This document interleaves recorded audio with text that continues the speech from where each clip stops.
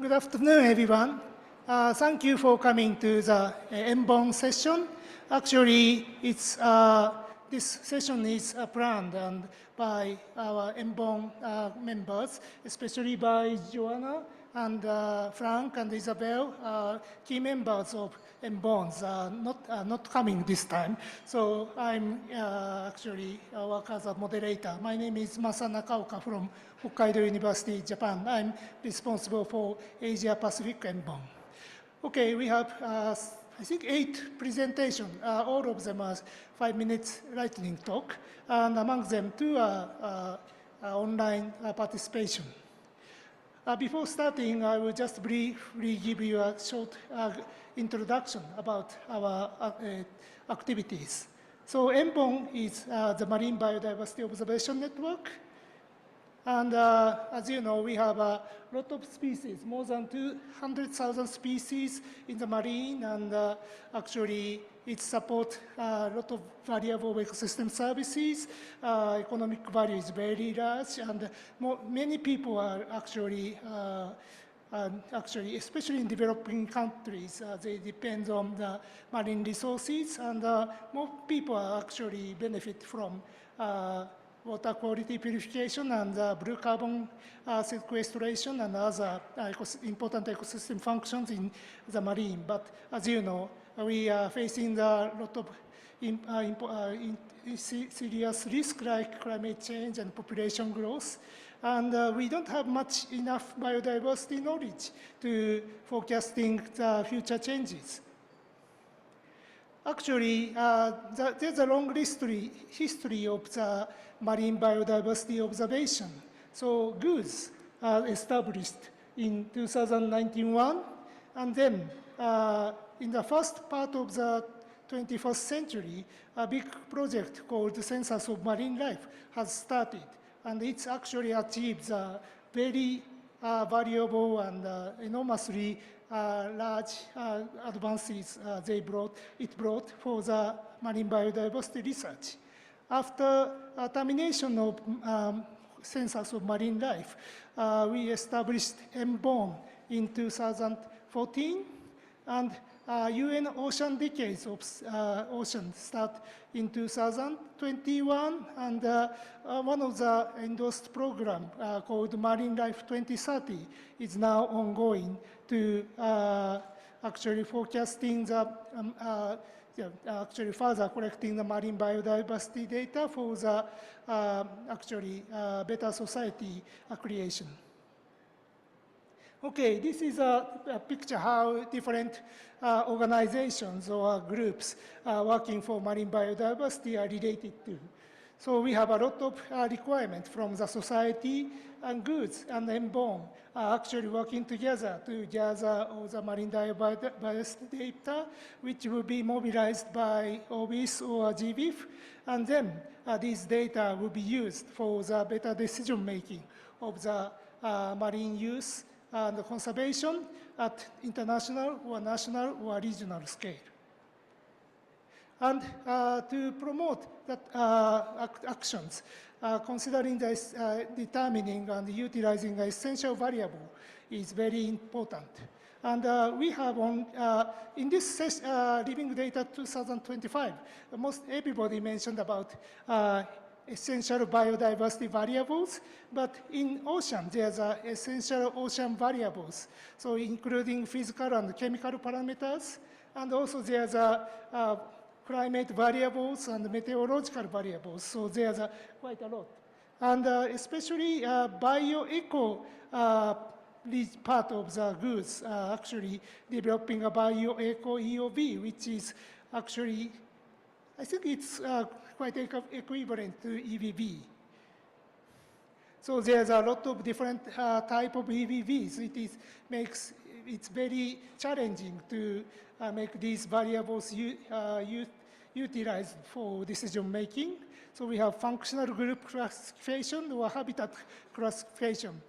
Recently, we are also discussing ocean color, and even ocean sound could be a nice indicator as a BioEco EOVs. There's a lot of debate around it. Okay, so this is something. Okay. So we want to utilize our data for actually quite a lot, different ways. And but basically, we want to make something like this. So for each organism, they have long-term trends, and we want to gather all these data for the and actually open access and the data views.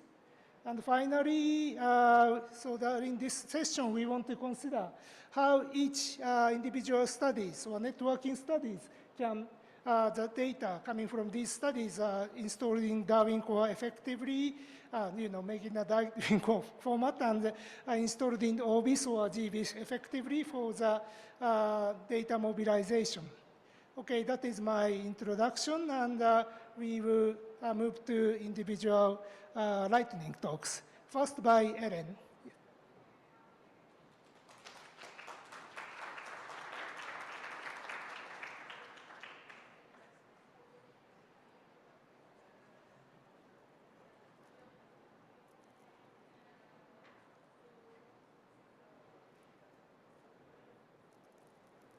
Well, I'll just start off by saying thank you. It's such a pleasure to be here today, and I'm really excited to share our work on mobilizing ocean observations for marine ecosystem sustainability and resilience, and this is in the context of the Cal Coffee program. And I'm presenting this work on behalf of myself as well as Ben Best, who, Ben, if you'd like to wave or stand up, and he's been responsible for a lot of the vision and implementation of this as well, along with our other collaborators. And we're really excited to share our work here at Living Data because our case study is effectively like a microcosm for a lot of the broader efforts that we've been hearing about that are happening worldwide, but in the context of a large collaborative program like Cal Coffee. And so we'd love to hear your feedback on our approach at, after or via email at any point. And so as we know, the ocean is rapidly changing and we need better, more holistic observations of what's happening beneath the waves.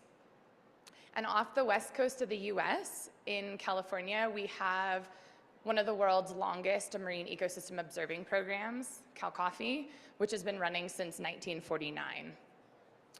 And what's really interesting about Cal Coffee is that it has this unprecedented time series. It's unparalleled for looking at the marine ecosystem as a whole because we sample all of the essential ocean variables simultaneously. So we collect over 36 physical and chemical parameters, 2,500 biological parameters, and at this point have over 50,000 unique eDNA or genetic sequences.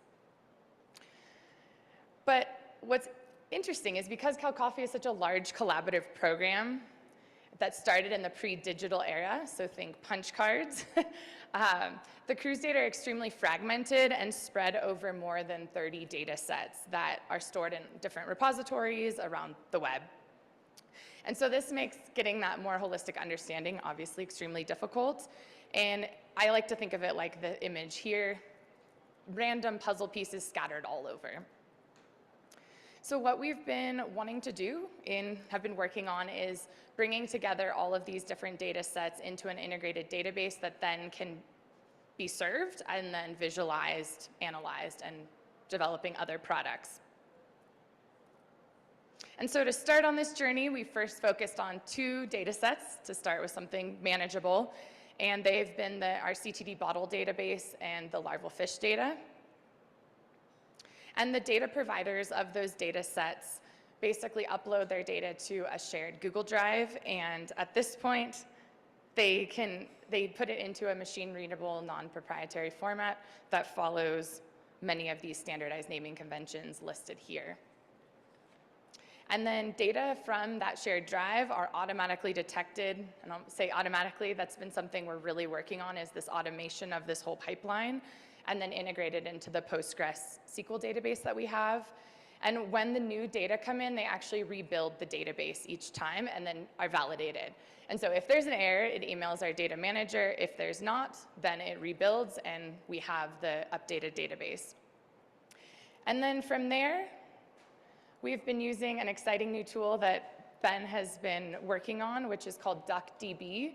And it's effectively a very fast and portable database that's well suited for querying and visualizing data. So another database, but has, better, I guess, it's more well designed for actually querying the data on the fly. And so we've been using this to then develop this front-end application where you can actually look at both the CTD data and the larval fish data together. This is the first time that the cow coffee data have been integrated in a consistent way. This has been, this is in beta version. We've launched it effectively this week. So very much welcome your thoughts, input, anything else on what it looks like, how it is to use. And then from there, I wanted to mention the data serving piece because we can then serve the data through many different repositories or data serving tools depending on either the needs of the users, their technical requirements, as well as our funders, because a lot of these data sets are generated by many different funders, collaborative programs, and other entities. And so ultimately, our goal is to bring together many other data sets. I mentioned the 2 we've been working on. We want to bring together the rest of those 30 plus to provide this more holistic understanding of what's going on, and that can inform so many aspects of the things that we care about. And I'll just mention that looking forward, we hope that this really helps us move toward this sustainable and resilient marine ecosystems that we're hoping for, effectively building this more integrated puzzle as opposed to the scattered puzzle pieces that we saw earlier. And so with that, I'd really like to thank the session organizers, all of you for being here. It really means a lot, especially after the lunch slump, and as well as all of the people that have contributed to making this happen. And I'll also just leave up, these are the resources that I'd like to share and would love to chat with you after, or feel free to email or really anytime. So thank you very much.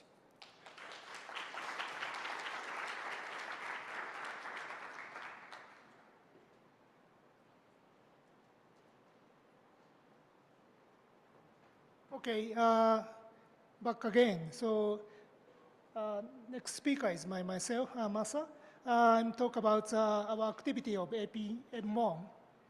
Okay, so MBON consists actually has regional activities. One in US. US MBON is doing a great job. That's something like pole-to-pole research program. And in Europe, Europa BON actually has a good marine branch, and also they are now engaging in expanding activity to Africa.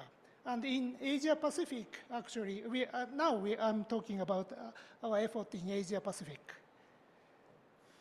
Okay, so everybody knows, especially for marine biodiversity, East Asia and Southeast Asia is a hotspot in a global marine biodiversity, but we know less compared to the area in developed countries like US and Europe and Australia.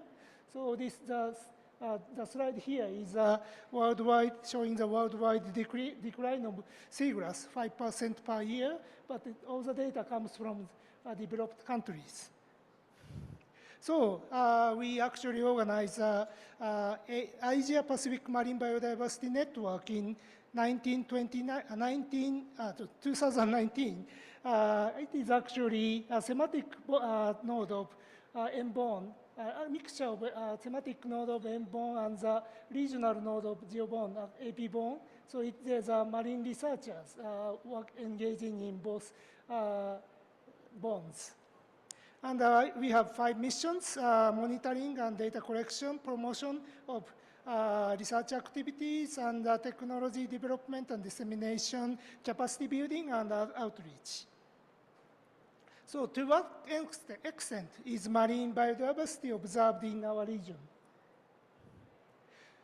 There's a lot of ongoing programs on marine biodiversity monitoring, but most of the programs in Asia facing problems, mostly financial problems. One of the success one comes from Japan. It's called Monitoring Sites Southern Coastal Programs. In Japan, Ministry of the Environment is actually organizing and conducting this program, monitoring 1,000 important ecosystems. But I think 90% is terrestrial ecosystems, and remaining 10% is actually marine ecosystems over the whole 21st centuries, and we are doing annual census since 2008.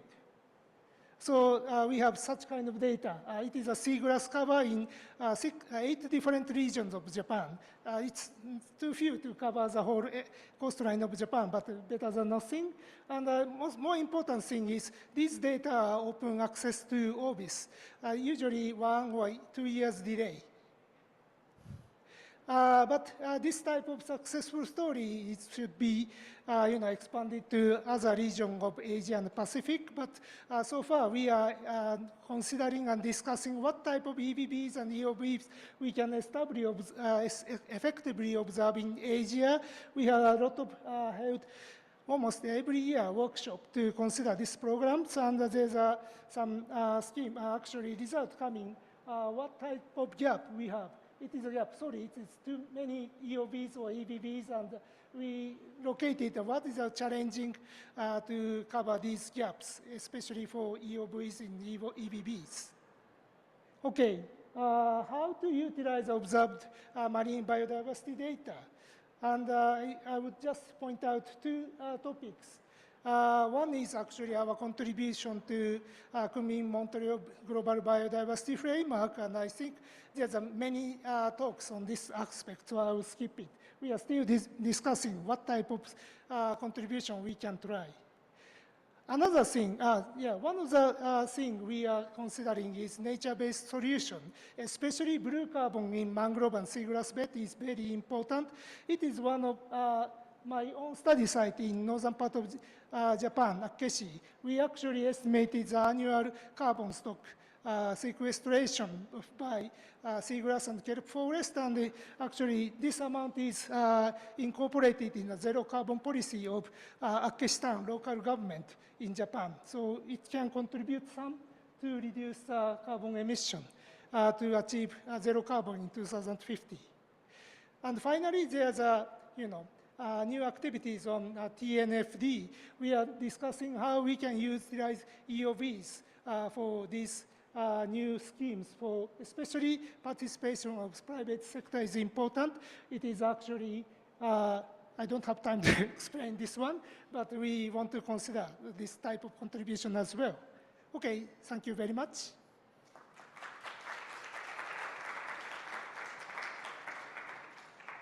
Next speaker is by online. So we will just move on to the 5-minute video. Yes.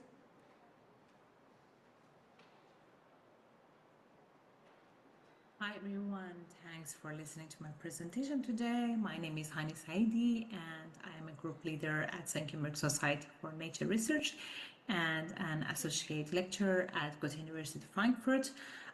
Today I would like to give you a lightning talk on marine biodiversity data, knowledge and gaps in the Southwest Pacific and the Indian Ocean. Oh, is it okay? Okay. The oceans cover more than 70% of our planet, but we have only explored about 20% of it. Mora et al. In 2011 estimated that there are over 2.2 million marine species, but nearly 80% of them remain undescribed. We currently recognize about 370,000 marine species in World Register of Marine Species accepted. Yet open access data exists only for 200,000 species in Ocean Biodiversity Information System. Why does documenting and preserving marine biodiversity matter? Because marine life actually regulates our climate, feeds billions of people, and keep our nature in balance. Coral reefs, for example, they store carbon and help stabilize global temperatures. The ocean also produces nearly half of the Earth's primary production, and the photosynthetic activities supply about half of the global oxygen. So a diverse ocean means a stable food webs and a healthier planet. Yet despite this importance, less than 3% of the ocean is fully or highly protected. We are trying to conserve something that we barely actually know, and many species may disappear even before getting discovered or identified. But there is hope. Digitization and open access data sharing, following the FAIR principles, are transforming ocean research. Initiatives such as the Census of Marine Life, with more than 80 countries and thousands of scientists involved, show what's possible. By combining the open data with global collaboration, we can reveal the patterns of life beneath the waves and protect the ocean biodiversity before it's too late. In this study, I used open access data from OBIS and GBIF, and I applied quality control and analyzed data gaps and species richness patterns across the Southwest Pacific and Indian Ocean by depth zones. In shallow waters from 0 to 200 meter, the highest species richness occurred in Eastern and Western Australia, but when sampling bias was corrected using the ES50 rarefaction method, the Coral Triangle and Western Indian Ocean, especially around Madagascar, showed the highest expected diversity, while large areas had very few records. In mesopelagic waters from 200 to 500 meter, New Zealand and New Caledonia were richest in species, yet data gaps were greater than in shallow waters. And below 500 meter, New Zealand again showed the highest richness, and once bias was corrected, the deep sea appeared far more diverse than raw data suggest. When looking at individual taxa, interesting regional patterns appear. For example, in Annelida, Eastern Australia showed both the highest reported and expected species richness. In Arthropoda, most species were found from Eastern Australia down to New Zealand and across the Bunda Sea and the Philippines as well. However, when we account for sampling bias using the ES50 method, the highest expected species richness shifted towards Madagascar and the Coral Triangle region. For core data, again, Eastern Australia and the Philippines had the most recorded species, but ES50 suggests that much of the Southwest Pacific and the Western Indian Ocean, particularly around Madagascar, may still hold many undiscovered or undersampled species. Echinodermata had the least amount of available data overall, and both observed and expected species richness were concentrated mainly around Australia, as you can see. And finally, for mollusca, the highest number of reported species occurred in Eastern Australia, although ES50 revealed again notable data gaps along the Eastern Australian coast and highlighting areas where further sampling is actually needed. Thank you very much for your attention, and I wish you all a great time at the Living Data Conference in Colombia. Bye.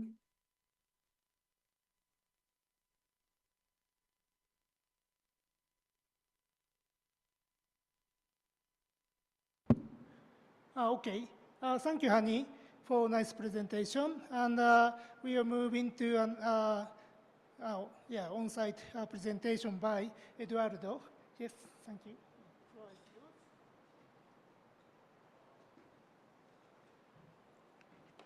Thank you very much. Very happy to be here. And I'm Eduardo Klein-Salas, coming from the Integrated Marine Observing System in Australia. And I'm going to talk to you about the data management system for the Great Barrier Reef in Australia. So basically, the Great Barrier Reef is one of the most diverse and important marine ecosystem of the world. And it's been managed by the Great Barrier Reef Marine Park Authority that relies more and more on long-term monitoring programs and also in model scenarios to make decision of the management. The Australian government in 2015 established a fund to improve the management and the conservation of the Great Barrier Reef, including this 2050 Integrated Marine and Reporting Program that includes a framework for determine what will be the long-term monitoring programs that need to be supported, the new programs that need to be created, and how to organize the data to make available for the decision making to make effective management decisions. So basically, we designed and implemented a system that is cloud native based, including free and open source tools and systems that comes from the providers to the users. And we basically design ingestion and processing pipelines that goes from getting the data from the provider, transforming the data into the cloud optimized format, depending if the data is a grid, we use SAR format. If the data is a table-like, we use a GeoParquet format. We use frictionless framework to document the metadata, the description of the data, so keeping track about the spatial and temporal coverage, and also the updated date.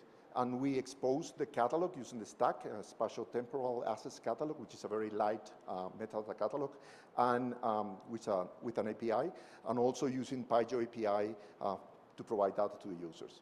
So I will talk about what the DMS is and some things we learned from the DMS. So the DMS is diverse. We identified more than 300 dataset catalog, 300 dataset from more than 60 different providers. We process 177 datasets and comes from the socioeconomical data, census data, surveys about perception, about the condition of the reef, water quality, benthic monitoring, status of the coral reefs, modeling, from historical datasets to near real-time data, updating every 10 minutes automatically. And we also create a system which is very effective and efficient getting the data from it. For example, if you want to take a snapshot of a satellite image, a sea surface temperature product, from a series of 20 years of data, it takes less than 1.5 seconds. If you want to take a time series of 26 years of daily images, we are talking about 10,000 images, it takes less than 3 seconds. It looks like magic, but it's technology. And basically, we need to understand the user needs. So we configure and reformat the file depending on what the user wants. A bad configured cloud-optimized files is not effective, more effective as the normal one. So the system is also relatively easy to use. And for that, we deliver 5 training workshops, tailored training workshops, 3 to the managers, manager component of the Great Barrier Reef, 2 to the scientists, and we ask them, what are your use cases? What do you want to learn? What do you want to take off? What products you want to create? So we develop notebooks in R and in Python, and then publish the notebooks in open and available repositories, and that helped us to engage with the community of users. So at the moment, the data management system is managed by the Australian Institute of Marine Science, which is very well positioned to promote the collaboration between the data providers, the researchers, the managers, and the traditional owners of the sea country. So if you want to learn more about the DMS, follow the link, look at the repositories as well, and feel free to contact me if you want to see how the DMS works in real time. Thank you very much.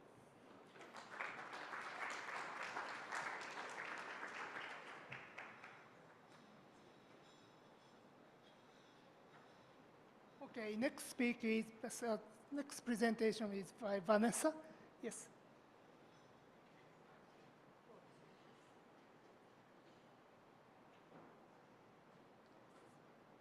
Yeah, hi everyone. My name is Vanessa. I come from the Arctic University Museum of Norway, and I'm here today on behalf of the OBIS Norway node, which was recently established as of December last year, so we are pretty fresh to the network, but we're very happy to have joined it. So we're a joint OBIS GBIF node, and we're made up of a team of 9 people in total. And we're a little bit spread across the country. If you've never seen Norway before, it's an extremely long country. So there's 2 representatives of us in Tromsø, being myself and Andreas Altenberger. We have people in Bergen at the University Museum and at the IMR, the Institute for Marine Research. And we have people sitting at the Natural History Museum in Oslo. The reason we decided to join OBIS is because prior to this year, the marine data sets were published through Eurobis or other data repositories which weren't really controlled in terms of their format or were not following a format such, for example, the Darwin Core format. So when you would download these files, you wouldn't really know what you would end up with. So we decided to join as a country to actually take care of the data sets that are produced by Norwegian institutes. And Norway is long and there's a lot of coast, so trust me, we produce a lot of marine data sets. And we're also obviously on the hunt for new publishers. So one of the biggest achievements we actually had right from the start was recruiting the Institute for Marine Research to join us. They're one of the main producers of marine data sets. They do a lot of ecosystem surveys. So convincing them that they should publish through OBIS was already a really big thumbs up and happy celebration for us.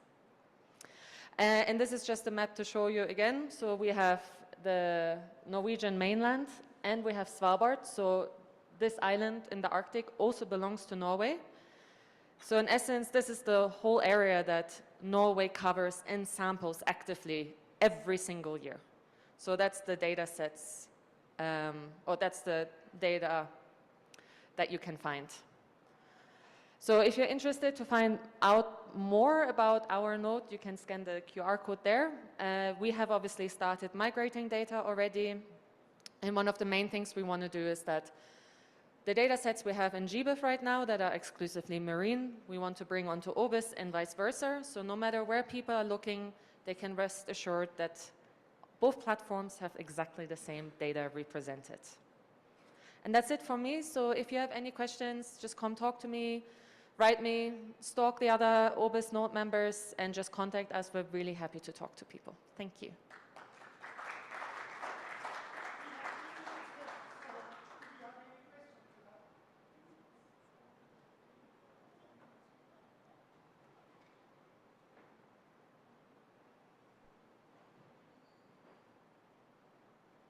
Yes. Excellent. Welcome to OBIS. Thank you. Why do you have data from Brazil? Oh, so the IMR collaborates with different institutions across the world, so it's data sets from them. Yeah. Question? Okay.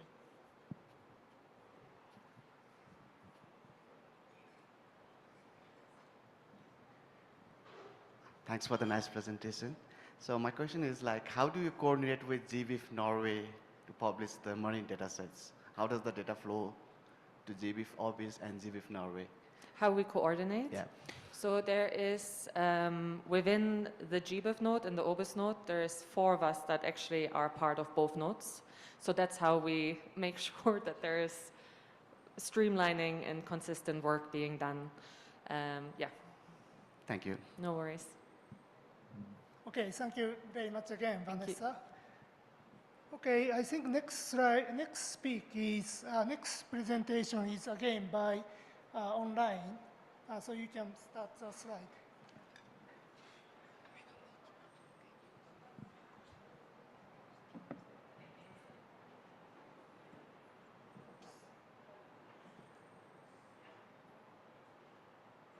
Today, I will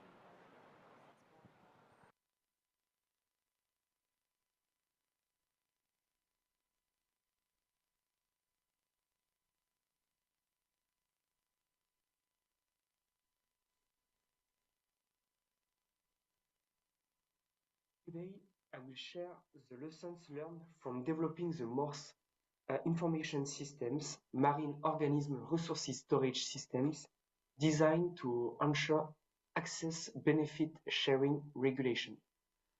IFREMER developed the Morse system to guarantee the traceability of biological samples in compliance with ABS and other regulations. The goal is to create a single system managing all biological samples across the institute. The MORPH information system is designed to harvest automatically traceability informations from the different databases used within Inframer laboratories.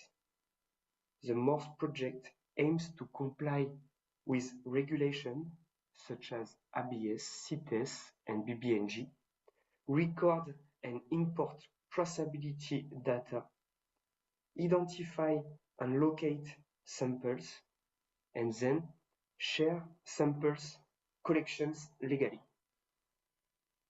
A web interface was created to show all biological samples and check their compliance with regulations such as ABS and CITES. On this interface, you can find two pages. The first one, traceability metadata page, which show main samples details like origin, taxonomy, and storage. And the second one, regulatory compliance page, which provides an overview of regulatory documents and compliance indicators. These slides show the common traceability metadata, which include sample name, project, sampling point, sampling date, sample type, storage locations, storage methods, some information about taxonomy, and for taxonomic information, a link to worms is provided. Today, MORPH has over 140,000 reference samples and almost 458,000 physical samples. It includes more than 70 databases and many types of biological samples like tissue, DNA, bacteria, and microalgae. Now I will present you the best practice used for MORPH. Best practice include using a LIMS to manage samples digitally, adopting a common metadata format for easy sharing, and building a central web portal interface to display sample information, compliance status, and related documents. To finish, I will present you the perspective and challenge for MORPH. The main perspective and challenge for MORPH include connecting Ifremer systems for better data sharing, linking traceability data with sequencing information, and allowing other institutions to use MORPH for compliance and sample sharing. The systems also plans to work with international initiatives like GBIF, OBIS, DISCO, and RECOLNAT, using standard format and to include new regulations like BBNG and Codeco for compliance. Thank you for your attention.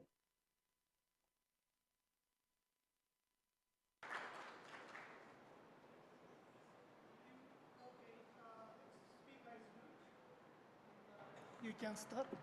Yes.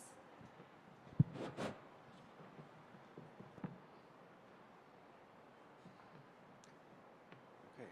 Hi, everyone. My name is Luke Thompson. I'm from Mississippi State University in the Northern Gulf Institute, and I'm based at NOAA's Atlantic Oceanographic and Meteorological Laboratory in Miami, Florida. And today I want to talk about applying FAIR principles to plankton metabarcoding time series data from the Southeast U.S. Marine Biodiversity Observation Network. So Masa already gave a great introduction to MBON, so I don't have to do that. I can jump right into of data that we're collecting. This is a project that's a collaboration of University of South Florida, NOAA, various other partners. A lot of people have contributed to this data. We have things like hydrography from CTDs, chlorophyll, carbonate chemistry, measuring harmful algal blooms and other plankton with plankton imaging instruments and plankton pigment data. But what I want to talk about the most today is the environmental DNA data. This is a 10-year data set now. We're continuing to collect into this year, but the data I'll show is through from 2015 to 2024. On the map you can see the range of stations that we have from Miami to the Florida Keys up all the way to Tampa Bay and Clearwater. So it's a wide swath of Southwest Florida. This region experiences a lot of various harmful algal blooms, increased temperature, agricultural runoff, freshwater inputs, a lot of different stresses on the system that we want to understand. So from the eDNA perspective, our group has been developing a lot of tools. Catherine Silliman presented some of these on Tuesday, but I'll go through these as well.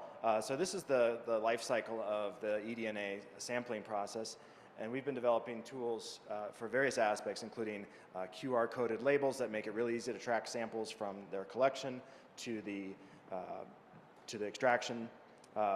We're using FAIR-E sheets and the FAIR-E data standards to track all this metadata, better biomolecular ocean practices to standardize protocols, Amplicon sequence workflow called Tourmaline to process the data in a high throughput way. An Ocean DNA Explorer, this is a new product, a website and data portal and database that we've developed, and as well as then eDNA to OBIS to take that data in that format and publish that to OBIS. So you can see the QR code there to get all of our repositories on GitHub. So preliminary result, this is about 5,000 plankton samples over 10 years, shown in Bray-Curtis distance in a PCOA, and we're seeing the patterns from yellow is east to blue is west, so from going from east to west, you see a nice gradient. There's lots of other environmental variables that are structuring this data that we could look at, and I'll show in a minute. But I want to also talk about some of the other data that we're integrating. So one is a continuous plankton imaging and classification system, or CPICS. So this is on the CTD, and it's getting these beautiful images of plankton that can be automatically classified using machine learning algorithms. So this is a really great data set that we're integrating with the eDNA data. This is also going to be published so public can use it. We also are integrating this data with seascape. So these are classification systems using remote sensing data based on sea surface temperature, chlorophyll, CDOM, ice cover, various, whatever data we can get out of a MODIS or now the PACE satellite hyperspectral. We can convert these into 33 different classes of seascapes and then correlate that with the various biodiversity data. So this is really the holy grail of marine biodiversity for us, because if the satellite can always get data, as long as it's not cloudy, you can get data, and if you can then extrapolate that to biodiversity, that gives you a lot, you get a lot more data that you can understand the ecosystem. So I'm going to show one, how the seascapes correlate with the plankton imaging. So we have on the left a map of Florida at a particular time with the different, seven different seascape classes shown, and then looking at, actually it's 6 on the right, 6 different seascape classes, and the phytoplankton and zooplankton that we can detect using the CPICS imaging. So there's some very clear patterns that come up and allows us to connect these two data points. And then we have the same kind of comparison, but looking at the eDNA data. So this is those same points, but now they're colored by seascape class, and I'll rotate the image so you can see that there's a really nice correlation between the satellite-based seascape classes and the eDNA community in this 3-dimensional principal coordinates analysis. So we're going to continue to dive deeper into this and see how well we can actually predict the community based on satellite data. We're also looking at things like red tide. This is just showing the relative abundance of Karenia to all other dinoflagellates over time, and there is somewhat of a temperature signal, but not so clear. So this is definitely something we need to look closer at. But this is a very important group, and so going forward, we're going to keep developing these tools, doing these ecological analyses, integrating these data, and sharing them to OBIS using the tools I showed. And this is the Ocean DNA Explorer with all of the samples that we've got in there so far. I encourage you to check it out using those QR codes there on the bottom. So thank you so much.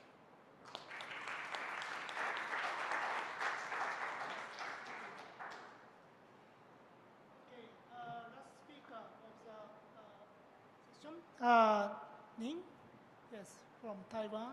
So, yes, you can start.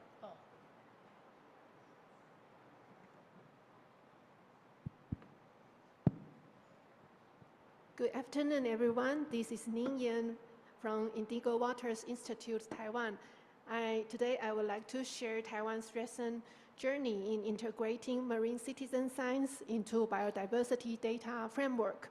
Our coasts are full of passionate volunteers and local NGOs collecting valuable information, but much of it used to stay fragmented. So we asked ourselves, how can we connect these local efforts with national and global biodiversity goals? So this question became the starting point of our national citizen science strategy. So together with the Ocean Conservation Administration, our team co-developed the Taiwan Marine Citizen Science Strategy. It focused on 3 pillars: improving data interoperability, building local capacity, and strengthen biodiversity monitoring. And this strategy provides not only a technical direction, but also a shared vision that brings scientists, NGOs, and communities together. To make it meaningful, we began by listening to the people on the ground. So after we interviewed the local NGOs, we found there is a spectrum of NGO needs. Some NGOs are in the beginning stage, so they need scientists to help them to develop the monitoring methods. And some, they have already collected some data, but they don't have the expertise to analyze data, or they lack of digital tools. And very few of them have already aligned with global standards, and they have already contributed to global frameworks such as GBIF. So we have to tailor their needs. We have to tailor our support according to their needs.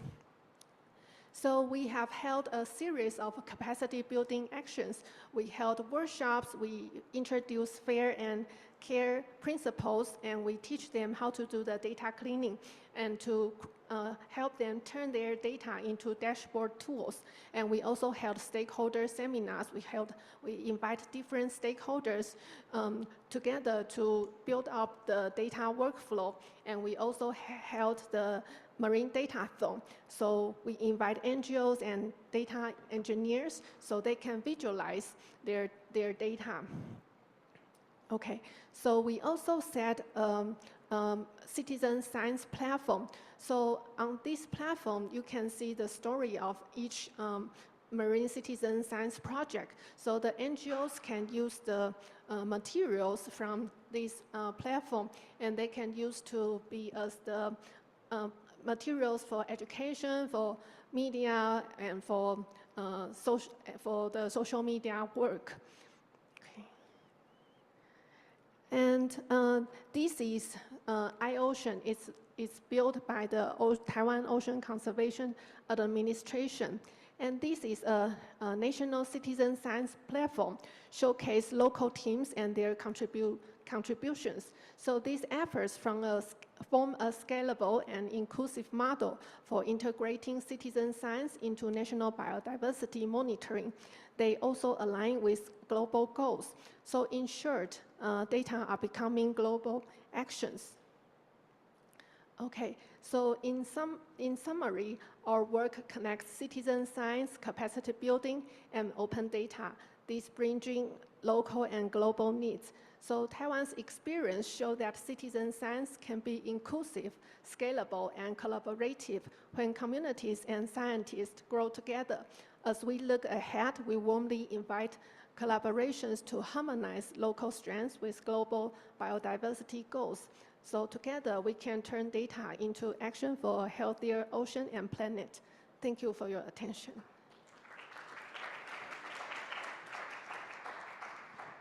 I think 1 minute left. If you have any questions to her talk. But anyway, her talk is the last one, so we have plenty of time for discussion. Actually, we supposed to have several more talks, but it was canceled, so that left quite 30 minutes for discussion. But before doing the general discussion, if you have any specific question to each talks, please, yes, you can ask questions anytime.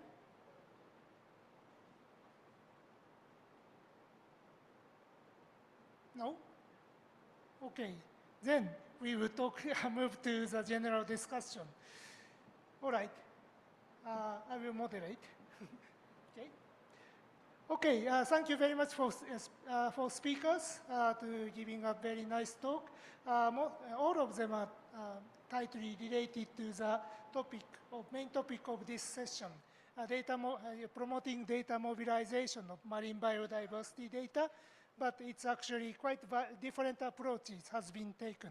And we can learn good practices from each talk, and we can also learn what is the opportunities for the next step. So in terms of the region, we have talks from US, 2 talks from US and 2 talks from Europe, France and Norway, and and Australia, Taiwan, Japan, and whole Southeast, whole Southern Indo-Pacific, Indo-South Pacific, okay. And of course, it doesn't cover the whole world ocean, but quite a lot of different activities, and we can learn a lot. There's commons and specificities about a different ocean. So about data gaps and also regional gaps in data mobilization. Do any of you have any ideas how we can fill the gap of especially for regional gaps? I think if most of us are doing fine, in my sense, in different parts of the world. So can you think any of these talks can be readily applicable to your region or not?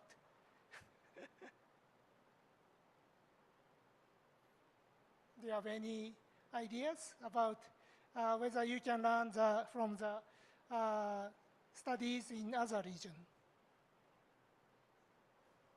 Yes.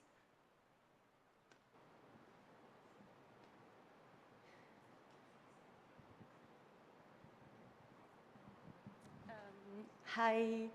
I am also based in Europe, in Belgium, in the Flanders Marines Institute, and I manage a European tracking network. And we do notice a difference in equipment and funding between Northern Europe and southern areas of Europe. And one thing that has worked for us have been organized yearly meetings within the ETN community, and this has helped researchers from these low-funded areas, for saying it in a way, to be able to connect and develop connections with other members of Northern Europe, let's say it like that. And through these connections, there has been quite several, how do you say it in English? Consortiums to apply for funding to, in this case, because it's telemetry data, to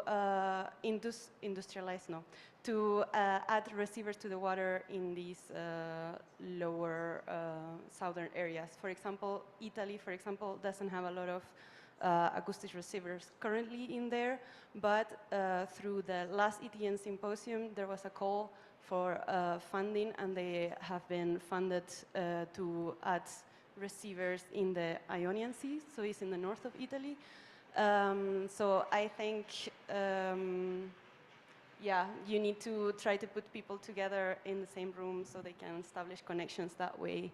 And I think bigger consortium has higher chances for funding, if that makes sense, or at least the establishment of connections. That helps a lot. Thank you. Yes. Okay. Thank you very much. So, yeah, yes, actually, I think funding is a big issue everywhere in the world, but some of the activities presented here is successfully managed, and especially in the case of Erin study, in California, you have a very wide scale and long-term data.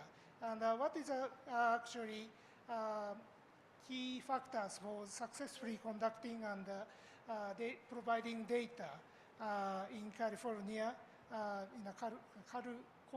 I forgot the name.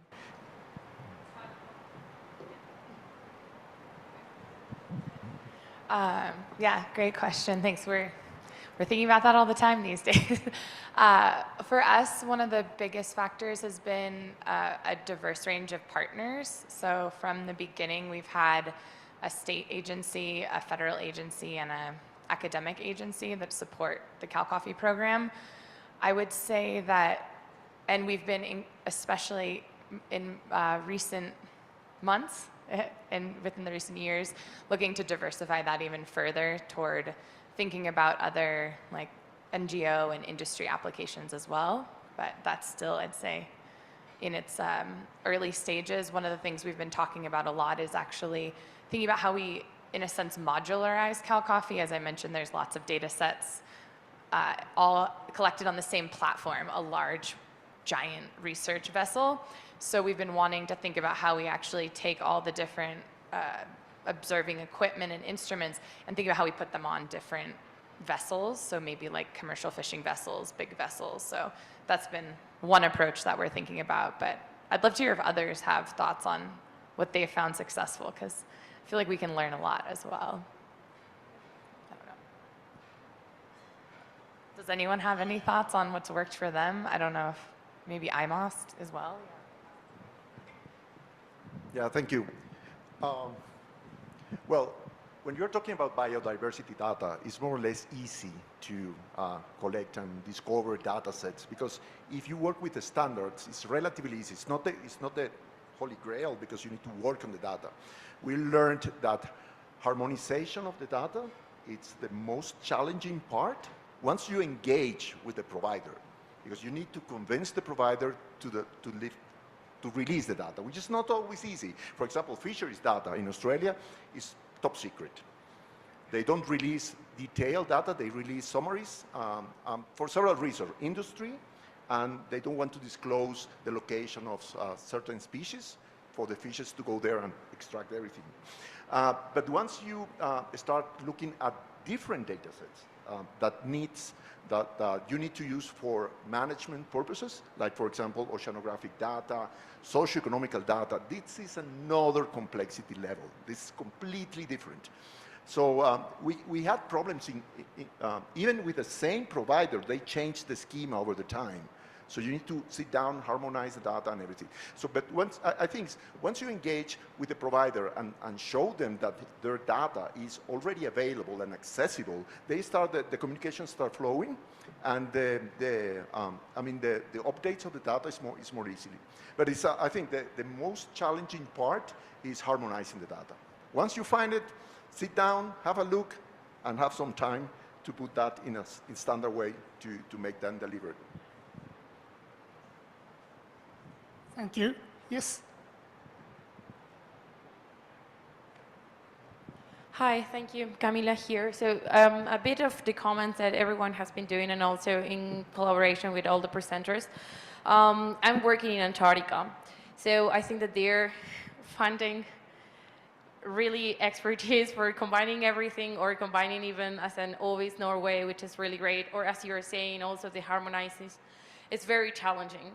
And it's not really, I think that that's also one of the points that we need to go, like in these conferences I have been seeing of course, great tools and great organizations, but I think, and I encourage to everyone to keep on working together somehow, because otherwise, if not, we're really fragmenting or making this in fragment into countries, which of course is totally needed, because when I saw that amazing map with all of the things of Norway, it's impressive, and I think that every country wants to have that. But then if not, if there is any single, or if just each single information divided by their own country, then for example, in places like Antarctica, then we never ends up by having that something big together. So for example, of course, that exists SUS, which is a kind of like related of goose, but in the end, we're not compiling everything. And again, there are differences not only into Northern Europe and Southern Europe, but also Latin America and non-Latin America, or even United States region and Australia, and then the Europe vision of it. So I think that we need to collaborate somehow. So that's another challenge that I don't have the response right now, but I think that it's important to think about it.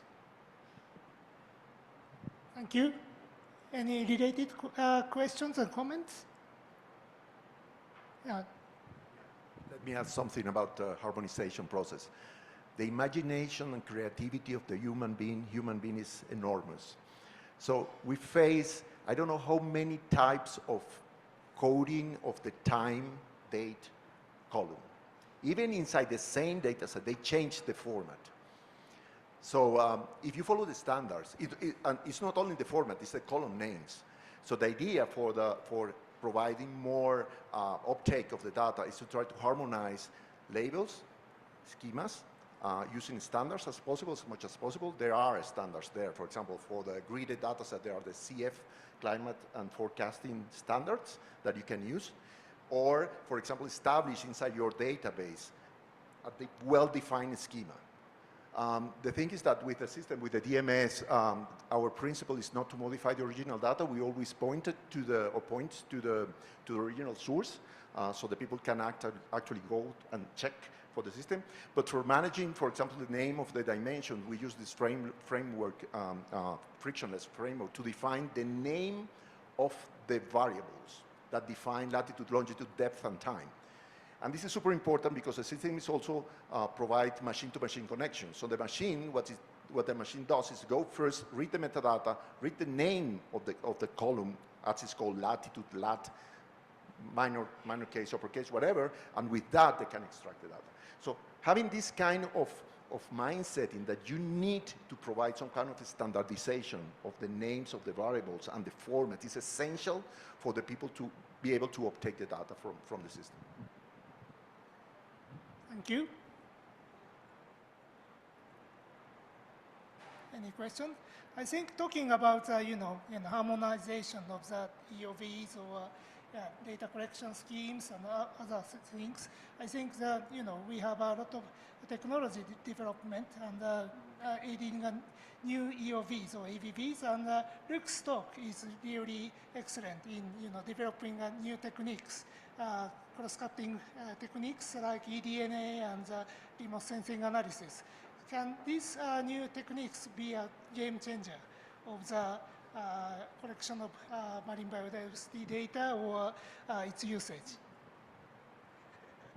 I hope so, yeah. I mean, so the question is like, using remote sensing, how can this bring more to the data? I mean, our hope is that yeah, we can identify whether the remote sensing data, and it may not be seascapes that I showed, there may be other ways to look at the data, the like ocean color or other, there's a lot of data in the remote sensing data.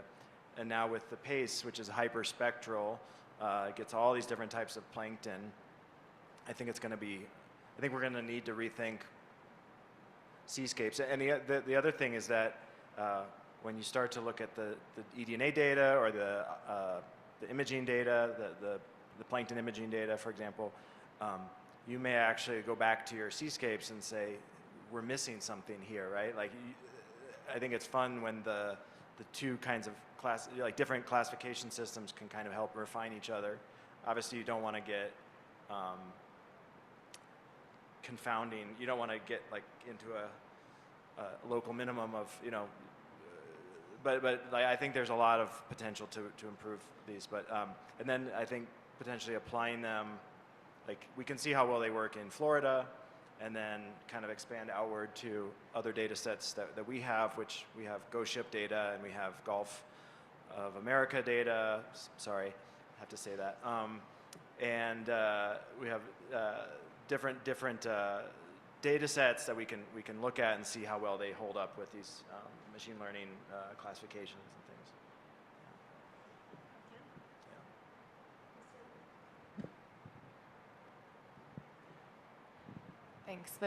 Thanks for that response. And your question also made me think, in relation, Luke, to your presentation as well, about how we put together these different data types. Or so I'm thinking across, you know, within our program, within Cal Coffee, we have the eDNA data, we have visual observations, we have acoustic data. We are not yet integrating tagging, but how do we, that's one, I guess, the big question that I have, and I'd love to hear if folks have thoughts on kind of how we start layering together, because I feel like why I love eDNA data is I'm like, awesome, I have all of this in one data set and I can work with it. But then there's information value, you know, costs and benefits of all these different data types. So yeah, I'd love to hear if anyone has thoughts on how they're approaching that, if they are, if you, like, kind of how you think about those, the costs and benefits or information value of these different types of biodiversity data. I know it's a big question, but. I mean, one challenge of data integration is that you have some data that's continuous, and you have other data that's like point samples, right? So eDNA is like point samples, and then satellite data is more continuous, or it's pixels. It's gridded data versus point data. So one thing that we do is we come up with like a key field, or like just some kind of unique identifier for each eDNA sample, and then we decide, okay, what's the corresponding position and time of the other data types, and we match those unique identifiers so that you can maintain your eDNA metadata in one file, and you can have all your satellite data in another file, and your plankton data in another file, but then you can merge them on that one column. That's just like a technical thing. Another thing that I really like, when I'm analyzing eDNA data, I like to have, it's nice to have continuous variables like temperature or latitude. Those are always good to have, but it's also nice to have categorical variables. Like the seascapes are a great example. You have this like groups are like, you know, shallow or deep, or, you know, north or south, or like some sort of smaller number of samples that are descriptive of the environment, but they provide like statistical power. You can visualize them easily. So there's some, like, I don't know, tricks or strategies for working with diverse data types to try to get it under control, because it is a lot to manage. But just to finish, like when we do merge the data, I mean, we're kind of back and forth. Like, we don't put everything in the database or maybe in the OBIS submission, but that's sort of a decision you can make about how much metadata you want to upload with to OBIS versus not. But once you've done all the work to merge those data sets, maybe it's nice to have that in OBIS, so if someone downloads it, they get, you know, your best decision about what the chlorophyll bottle, you know, CTD bottle number to use, and the data from that would go with that sample. Because it's a lot of work. Thanks.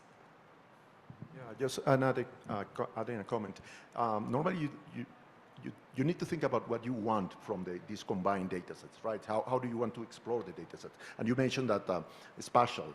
So you want to know which data are, for example, in one particular point. And what you are doing in CalCoffee using these hexagons with the H3 index is a perfect solution, because the hexagons provide you with a unique identifier at a certain resolution that you can use to aggregate multiple data sets with this indicator. And you can go up in the resolution, and then I can aggregate. For example, I started at 1 kilometer resolution, but if I want to aggregate to 50 kilometer resolution, I can easily move up with the index. And you don't need to manage the data set, database, combining everything together with complex tables, complex schemas, because having one spatial index will serve as a connection with all the data. In our DMS, we don't use a database. We basically store cloud-optimized files and put an API agent on the top, so you can actually query all the different data sets with a particular method and combine that in the result. Thank you. Talking about data provision to global bodies like GBIF and OBIS, Vanessa mentioned in the first place that you have first difficulties in a data repository, and then you change that system. And are there any general or specific comment related to that things? No, I think from us it's you know, just very important to. So even though Norway is a very marine-focused country because there is so much coast and we have the Barents Sea and then obviously we have all the sea around Svalbard, and there's a lot more research moving also into the Arctic Ocean. I think it's very good with the establishment of the OBIS nodes to get the message out to people that, you know, there is a place where you can publish your data, there's a support network, because I think at least like I have an ecological background in the institutes I've been at, there is always a desire to publish, but the question always is where do I publish it? And am I by myself when I have to do it? Because that is very daunting, because we all have millions of other things to do and we all know it takes a lot of time. And then, yeah, like sort of actually also finding the time to do it, or like finding someone that can help you. Because if you don't have a designated data manager, it's really difficult. So I think, in a way, giving Norway and Norwegian institutes and universities this possibility of, you know, there's GBIF and there's OBIS because we're a joint node, you can publish your data with us, and then it is findable for everyone, it is in a format that everyone loves to see. I think that will be really great. And making this data accessible that, you know, currently is sitting in other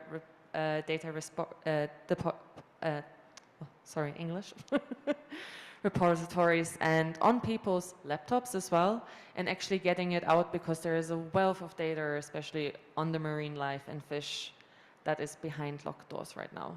So. Thank you. That's a really interesting and important point. So I'd like to want to hear the opinion by Ward on behalf of OBIS. Do you have any comment? No? It's okay? All right. Okay, and finally, I want to talk about, you know, in our talks, each talk, you know, activities are actually conducted by different type of bodies, academia or NGOs or governmental or regional institutions. Especially the last talk by Nin, it's actually citizen science. And I'm really happy and very happy to hear that her activity is actually not only doing the actions, but also the data is successfully linked to GBIF and OBIS. And so I'd like to know what is your experience, what do you feel difficulties or opportunities you got during these activities, especially for data mobilization. Okay, thank you. So as I shared earlier, like several NGO has already shared their data to the GBIF data set, and because I think it still depends on the capacity of how to handle with data and their attitude to open data, because we talked to many NGOs and some of them never heard of it, and some of them are doubt to share with the data. Just like, I think just like the fishermen in Australia, they think their data is their treasure and they don't want to share with others. So I think currently we have the challenge to bring this concept for them to understand. If you open your data, it can benefit for more research or more advance in science. And secondly, they need to be like empowered by those technical part, like cleaning their data and like publish to the international framework. So that's what we are doing now.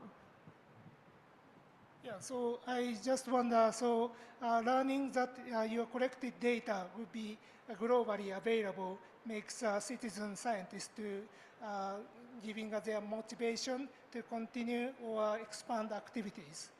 Yeah, that is really important point, especially citizen science is really a key to expand our marine biodiversity data, cover the gaps. Okay, any related comments? Okay, yes. But this is a very important thing because when you engage with NGOs or external, non-scientist communities, you need to provide them some return of their data. Providing, for example, making the data available in global networks, provide more visibility. For them, it's good because they can have more funding possibilities. But for example, looking in several countries in the world, especially in Australia, you need to also consider traditional owners of the sea country. In this concept, they own the data, and they have different expectations than the Occidental world way of working. So dealing with this kind of particularities and different settings is also challenging, and providing the feedback and the return value of their contributions is essential to understand their culture. It's not an easy task. It's a gap that we need to deal with and build bridges to communicate with them. But it's enormous amount of biodiversity and ocean data available in these communities. Yes, so I think there's quite a variety of different way to mobilize marine biodiversity data, and speakers today are doing really successfully, and I think we can learn a lot from each other. But this is only, so we just talk about marine data, but there's also terrestrial input as well. And it is a session for the 4 different organizations or bodies, and I would like to hear any comments from researchers or anyone who's not studying marine science. No? Do you have any comment, Katie, on behalf of GEO1? No? It's okay? All right. All right. Then any other topics if you want to discuss? It's okay? Yes. Okay. I think we have enough discussion. And thank you very much for coming to our session. And MBON keeps working, especially we are the network of researchers and stakeholders and practitioners or governmental. Anybody is welcome to join, and we will keep in touch. Thank you very much for coming to our session. Thank you very much. Can we take a picture? Yeah.